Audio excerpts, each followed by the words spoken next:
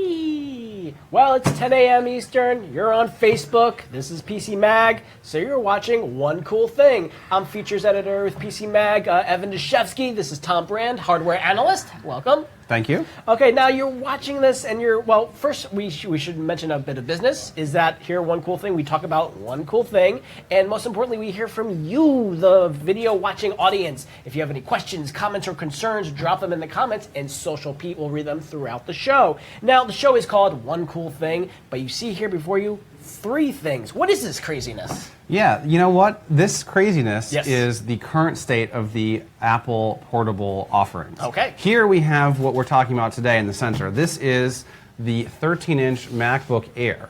Okay. And then the reason that we brought 2 friends along with the Air is because the Air has not been updated for 2 years. The only thing that this got was a faster processor, so we brought these along just to show you what you're missing out on. But it was a huge processor bump, right? right. So we went from a Core i5 with 1.6 gigahertz to a Core i5 with 1.8 gigahertz. Huge.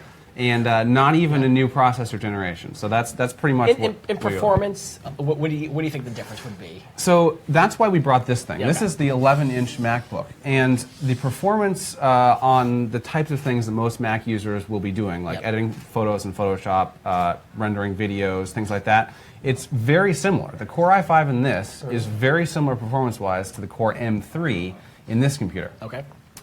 So you're not going to be doing a lot of you're going to be waiting a lot if you want to do fancy things in Photoshop or things like that. So it's not a great choice for video editors. Okay. So this just came out like in last month or so, or yeah. So all of these were refreshed in June. Okay. The notable thing about this one here is that it got a price drop to $12.99. This is the 13-inch MacBook without the Touch Bar. This is Pro or this is MacBook Pro? Sorry, Pro, 13-inch MacBook Pro without the Touch Bar. So basically, what you're looking at is $12.99 for both of these computers, $9.99 for this one. Does that one have the touch? But that one and has this, the Touch Bar. Yeah, none of them have the Touch Bar. Okay. But for me, I think unless you really want to save the most amount of money, I would step up to one of these 2 based on whether or not you want portability or power. I mean, and then when we're talking like the Air's whole raison d'etre when it first came out was that it was really thin and really portable, but they're all kind of comparable now. Yeah, and the funny thing is, and this is not new for this latest refresh, but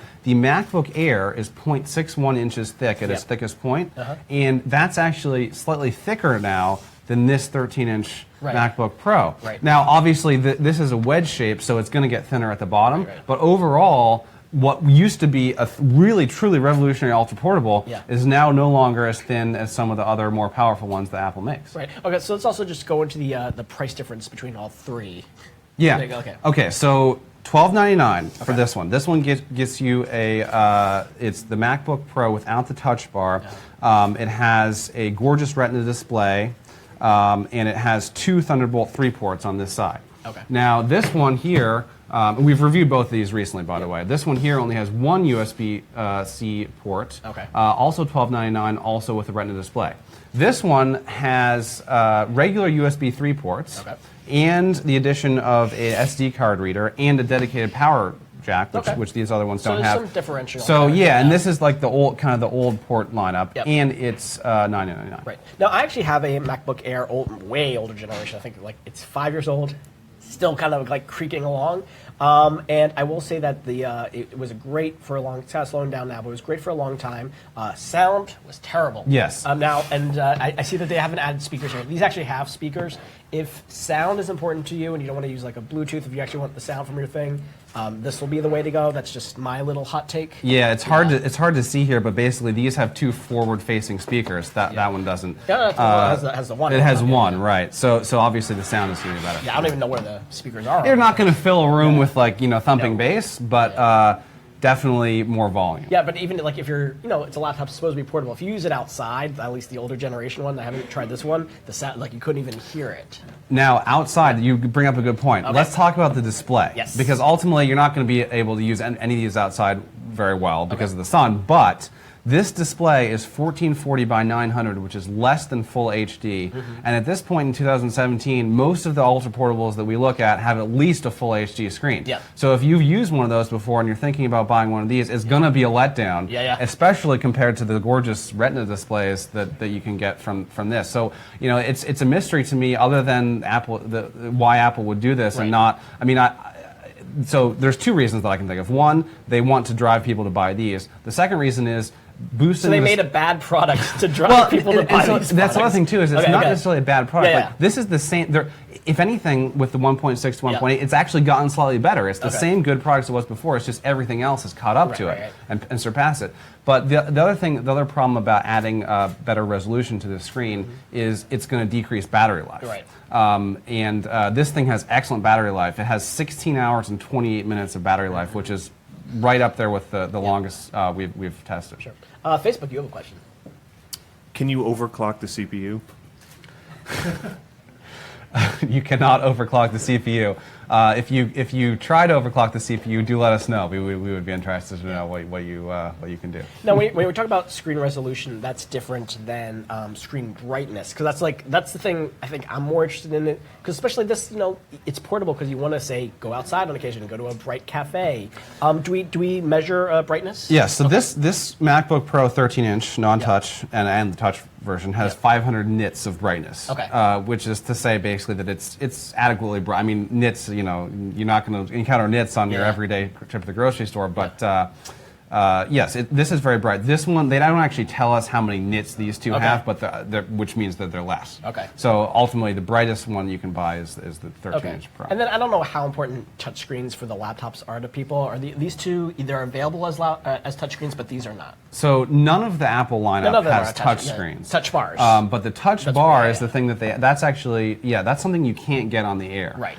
Or the MacBook. But you can get it on both the 13 and 15-inch versions of the MacBook Pro. But you should definitely check out a review of the MacBook Pro for more insight on why maybe we don't think that it's worth the big price increase for the touch bar. Okay. I actually not had the chance to use the touch bar that much. What do you think of it, you personally? So I think if you are a person who edits video and uses a video editing application that has specific support for the touch bar, things like custom things like that are very useful because you can scrub very accurately with your finger along the bar. Right. Other than that, if you're just looking for something to carry around campus or do other types of word processing activities, I don't see the point to spend actually. So for the price difference for the 13-inch MacBook, this is $1299. The one with the touch bar starts at $1799. Wow. And there's some other improvements to the components, but for my money, I would not jump up to that. Facebook, you have a question.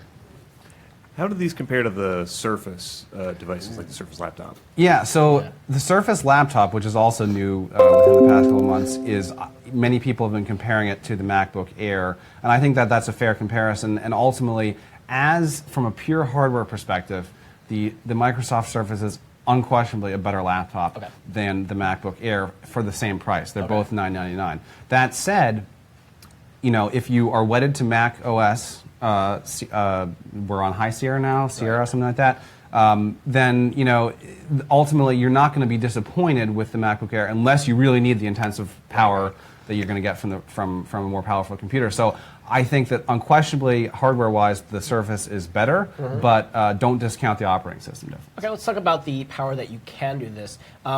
Would you be able to do film editing or video editing on this? Yeah, it'll just take a long time. Okay, fair enough. Yeah, I mean, if you want film editing, you're presumably going to buy this. Right. I mean, I don't see any scenario where I wouldn't buy this for film editing because they're about the same weight. This, like I said, this one's slightly thinner, but much better screen. So I would not. So perhaps, maybe we'll put it this way. So if you're a professional video editor, it's a big part of your job, maybe not this. Yeah, if you're just putting something together for, I don't know, Snapchat or something, this will be done.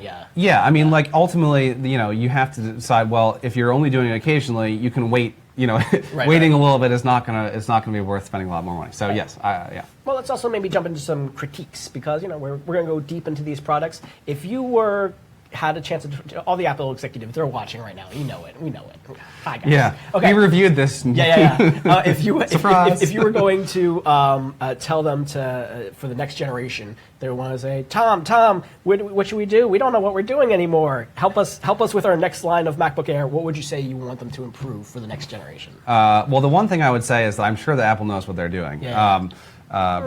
Recently, it's hard. Sometimes it's hard for us to know, but well, at least they think they know what they're doing. Let's put it that way. Yeah. I mean, ultimately, I would take like I said, this has 16 hours and 20 minutes of battery life.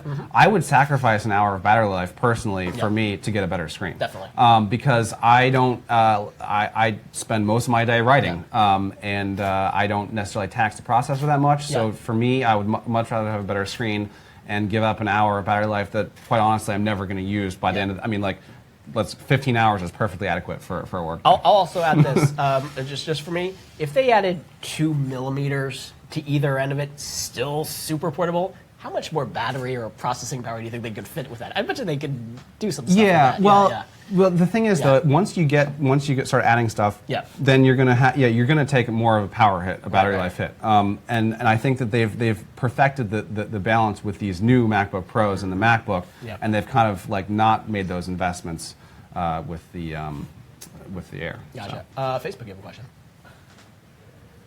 What kind of GPU is inside? Is it just integrated graphics? Oh yeah, GPU. Okay, so this has the Intel integrated graphics.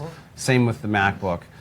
You're going to not be able to play any intensive games on their maximum quality settings. I think you can look at the full specs in our review, but basically this gets around 5 or 6 frames per second, which is woeful for so yeah, don't expect to play high quality games. Like basic ones like Minecraft can run fine. This one actually does slightly better. It has an Intel Iris integrated graphics, but none of them have discrete GPUs. If we were all the same size and we're all not having the touch bars, who would you recommend to go with the MacBook as opposed to the MacBook Pro? Okay, so we're skipping over the MacBook Air for now. We've let it be known. As we turn around, by the way, notice that this still has the lit up Apple logo. These do not. And these don't. But so if that's important to you, go with this one. And we should get to the keyboard too before we're done. But anyway, so to go back to your question, basically this is extremely thin and light. The MacBook, and it's impressive. And if that really matters to you, if the ultimate portability matters to you, go with this one. Otherwise, it's the same price, and this is more bang for your buck. Right. So the MacBook and the MacBook Pro here are the same price? Yeah, both of these are $12.99. Okay, wow. Okay, so let's talk about the. Actually, with Facebook, you have a question, then we'll get to the keyboards. Is there an Ethernet port, or would you have to use a dock? None of these have Ethernet ports. The MacBook Air, I think, actually is probably. What year are you running from? Yeah. Yeah. Do you really need a gigabit Ethernet port? Wi-Fi is pretty good. Wi-Fi is usually pretty good. Yeah. Anyway, so port-wise. Actually, the MacBook Air kind of has a leg up because you've got on this side the SD card slot, the USB port, which you can buy an adapter to plug in the Ethernet, but it's not going to come with it. And then it has a second USB port over here. Now, the problem with the MacBook. Certainly the MacBook, but the MacBook Air, there's only 2 ports total. So if you're charging something and using the Ethernet adapter, you have no more ports. Right. So that's why the MacBook. So if you're doing something like that, the MacBook Air might be a better choice. Okay. So let's also just to note, they all have audio jacks. Yes. Okay, but they also have Bluetooth as well. Yes. Bluetooth, Wi-Fi, you're covered on all those. the things. Yes. Okay. Facebook, you have a question. To answer a very common question, how upgradable is it after the fact? None. Yeah. What tools do you have? I mean, it depends on. Yes. So the short answer is it's not upgradable. Yeah. These are not designed to be upgraded after you purchase. So when you're at the Apple Store or online at the Apple website, you got to make your choices carefully because you're not going to be able to upgrade them unless you want to avoid your warranty and spend your entire weekend, tinkering. Right.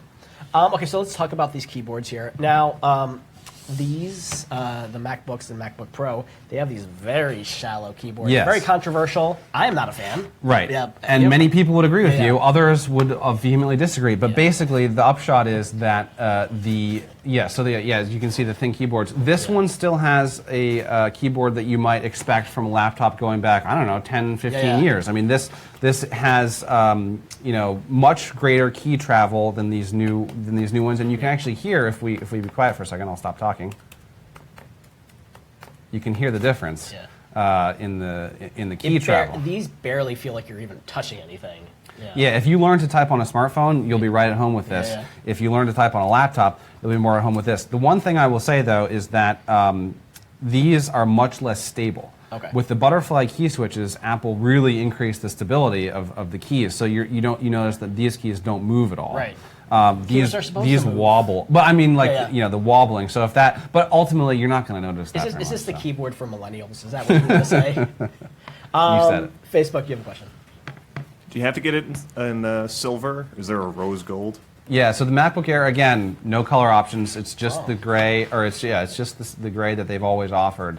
You can also get these in space gray too, I'm sorry, these are space gray. You can get these in silver. Yeah. But the only option for this one we reviewed today, the Air, is this light gray color. But there are a lot of cool decals, third-party decals out there. Yeah, we don't have any on this. Yeah.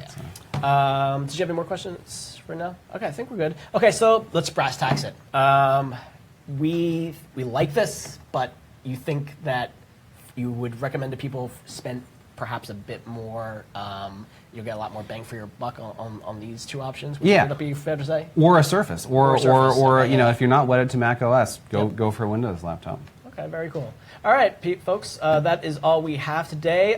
We are here every weekday at 10 a.m. Eastern here on PC Mag's Facebook page. We'll be back Monday with a brand new thing and brand new one cool thing. Have a great weekend, everybody. Bruce.